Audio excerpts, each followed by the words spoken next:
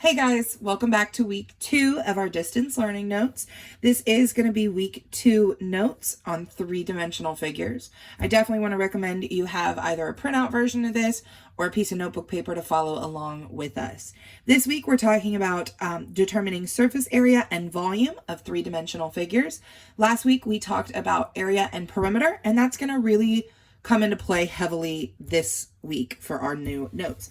What I went ahead and did for you this week was there are 4 formulas, 4 figures that we need formulas for. I did go ahead and screenshot the formulas off of your formula sheet, so they're right here on your notes. But again, if you have that yellow formula sheet, you are welcome to use the yellow formula sheet. All right, so the way that we're going to define to determine surface area and volume is we've got a couple of steps. Surface area and volume are going to be solved very similarly. They just have different formulas. So the way that we're going to do that is we're going to first determine the shape. I recommend you write the name of the shape somewhere on your workspace, which I'll show you in a little bit. Once you know the name of the shape, then you can pick the formula. Whether you're using volume or surface area, make sure that you pick the correct formula. So if the problem says find the volume, make sure you don't use the surface area formula. I like to write the formula out each time. The reason I do that is it's going to help keep me more organized, and it's going to also help me learn the formulas over time. Then I'm going to determine the plug-in values for each variable, write those in my workspace, plug in the values to each formula, and then use the order of operations to solve. So let's go ahead and jump right into it. I'm not going to go over surface area and volume because, like I said, they're solved the same way. So we're going to look here at problem number 1. It says, what is the volume of a square-based pyramid? Now, they already did us the favor of telling us it's a square-based pyramid, so we don't need to write the name of the shape. It's in the problem.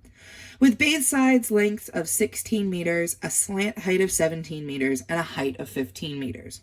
Wow, that was a lot of information. So let's go ahead and start by writing the formula. We said it was a pyramid, so looking over at our 4 formulas, our pyramid is going to be this one. It looks like the pyramids in Egypt. All right, so we're going to write the formula. We're looking for the volume. So I'm going to start by writing the formula V equals 1/3 big B H. And I say big B on purpose because big B does not stand for base. It stands for area of the base. So we're going to have to do a little bit of work before we can plug into the formula. We need to first figure out the area of the base. So we know that the base is a square because it says a square-based pyramid. So the way that we're going to find the area of the base is we need to first find the area of the square. Finding the area of a square, we can use length times width or side squared. If we know that the base sides are 16, we're going to do 16 times 16, or you can think about it as 16 squared. 16 times 16 is going to give us, whoops, my calculator wasn't on. 16 squared is going to give us 256. So we're going to write into our formula 1/3 times 256 times our height. Be careful. There are 2 heights that they give us here. They give us this slant height and a traditional height. When we talk about those 2 measures, if we look at our pyramid here, our height is from the top highest point of the pyramid to the lowest point of the pyramid. Our slant height is going to be kind of like a diagonal. That's going to be used later when we talk about surface area.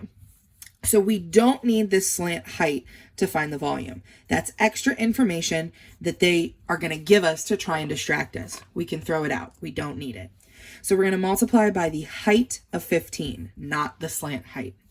Now I'm going to let my calculator do the hard work. Now the way that I type this into the calculator is going to feel a little strange. I'm going to wait on this 1/3 until the very end. So I'm going to go like this and type in 256 times 15.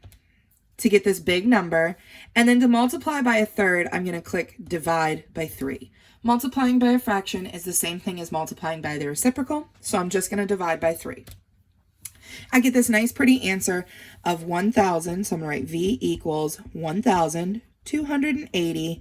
Don't forget your unit. They told us that this was meters, and because we're talking about volume, it is cubed. Let's go ahead and talk about problem number 2, which is the closest to the surface area of a cone. So we're looking for the surface area formula of a cone. Looking up at our four formulas, our cone is the one with a circular base, and then it kind of comes to a small singular point at the top. All right, so we're looking for surface area of a cone. I'm going to use this formula right here. It's SA equals pi r squared plus pi RL. And we'll talk about what each part means. Pi r squared is the area of a circle. That's going to be this circular top right here. This pi RL is pi times the radius times the lateral height, which is that slant height we were talking about with a pyramid. Notice this 4 is talking about the traditional height. It's the highest point, the tip of the cone, to the lowest point, which is that base. A slant height or a lateral height is going to be that slanted line, the height of the side. So we're going to use this number. This number we don't need to find the surface area. All right, so we're going to do 3.14 for pi.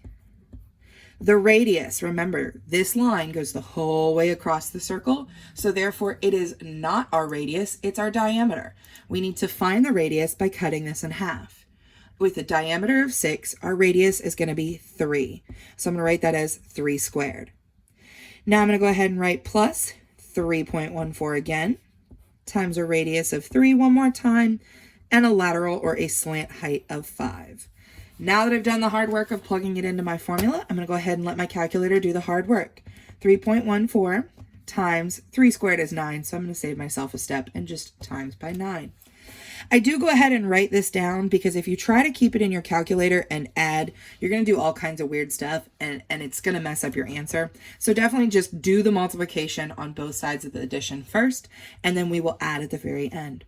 So now I'm going to do 3.14 times 3 times 5 and get plus 46.5. Add those two numbers together, plus 28.26.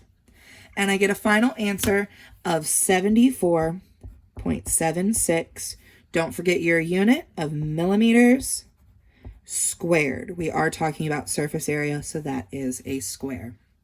Don't forget, if you have any questions or you need to go back, you are welcome to pause the video here. You're welcome to rewind, kind of make sure, do what you need to do in order to be the most successful as possible. All right, so let's talk about problem number 3, which is the closest to the volume of the cylinder. They tell you that in the problem that it's a cylinder. So we're going to look up here at the cylinder and we're looking at the volume formula. So we're going to write V equals pi r squared h. I'm just copying that formula straight from our formula sheet. So to find the volume of a cylinder, we're going to go ahead and plug into this formula. Pi, of course, represented by 3.14. The radius, again, we've got our shape here. It's pointing to the whole circle. So we're going to have to turn this into a radius by cutting it in half. Half of 2.5 is going to be 1.25 squared times our height of 4. Now, I don't know about you, I don't know what 1.25 squared is, so I'm going to start there and take care of that square. If I try to put it all into the calculator at once, especially if you don't have a scientific calculator, you're just using your phone or other calculator, a lot of times it's going to try to square more than you mean to. So we're only squaring this 1.25. So we're going to go, or 1.25, excuse me. So we're going to go ahead and square it first, and we're going to write 3.14. Write the whole number down, 1.5625 times 4. Now I just need to multiply. So times 4 times 3.14. And I'm going to get a final answer of 19.625. This worksheet doesn't tell us how to round or where to round, so I'm just going to leave it like this. However, if your worksheet did ask you to round, it would be 19.6. Okay? So we're going to make sure we include our unit, and that's going to be our inches cubed. We are talking about volume, so we do cube our answer. Okay, so the next shape that we're going to talk about is the surface area. So we're talking about the SA formula. And we're talking about a rectangular prism. We're going to look back up at our formula sheet right up here, and we're looking at that formula. The surface area formula for a rectangular prism is a little bit lengthy, but we're still going to go ahead and write that formula down. It's 2LW plus 2LH plus 2 width height. Now, one way I like to keep myself organized when it comes to these prisms and rectangles and things, I like to go ahead and write on the sheet, write on the picture, what number is which. That way I make sure I don't repeat. It doesn't really matter which one's your length, your width, and your height, as long as you use the same ones. So I'm going to put an H here for height, W here for width, and an L here for length. So I'm going to go ahead and plug in 2 times the length of 3.5 times the width of 1 plus 2 times the length of 3.5 times a height of 2 plus 2 times a width of 1 times a height of 2. According to the order of operations, we're going to do all of our multiplication now. So we're going to do 2 times 3.5 times 1 to get 7. 2 times 3.5 times 2 to get 14. And then 2 times 1 times 2 to get 4. Now that I have those three numbers, I can go ahead and add them. 4 plus 14 plus 7 is going to give us a total of 25. Don't forget your unit, which is inches squared. I would recommend pausing the video here and trying problems 5 and 6 by yourself. But of course, I'm going to continue on and show you how to solve them if you have not already. Okay, so hopefully you have paused the video and you've already done these problems. If you haven't, that's totally fine. But like I said, that would be my personal recommendation. All right, so the volume of a cube. Now, if you notice, we don't actually have a formula for a cube.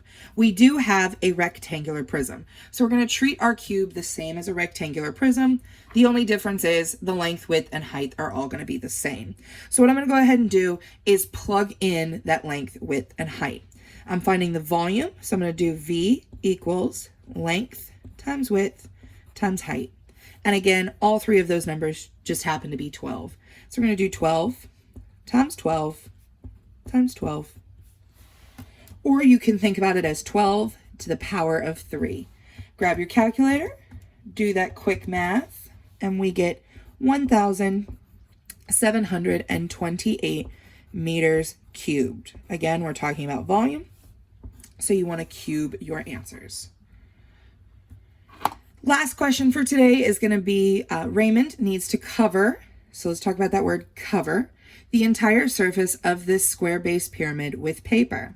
What is the minimum amount of paper he will need?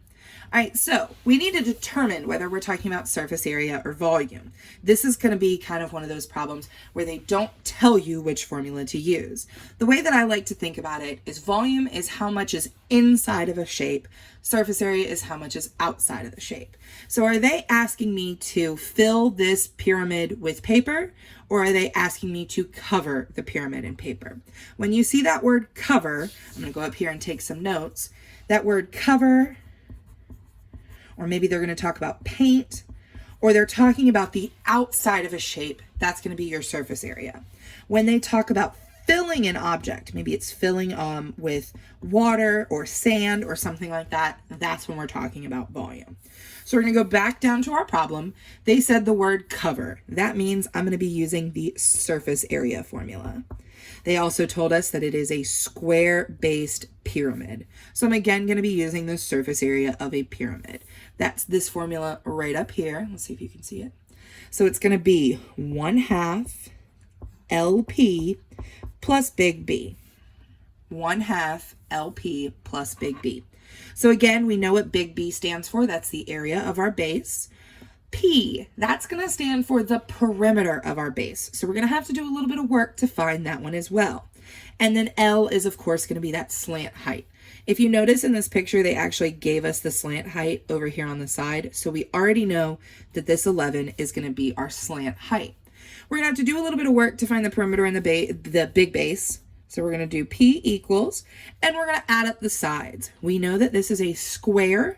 So if one side of the square is 12, we know that this side's 12, this side's 12, and this side's 12.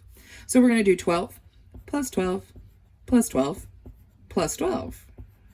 Or you can think about it as 4 times 12. That means I'm going to solve for the perimeter and get 48 as my perimeter. Now I can solve for the area of the base, which is going to be length times width, or 12 times 12. So I'm going to do A equals 12 times 12.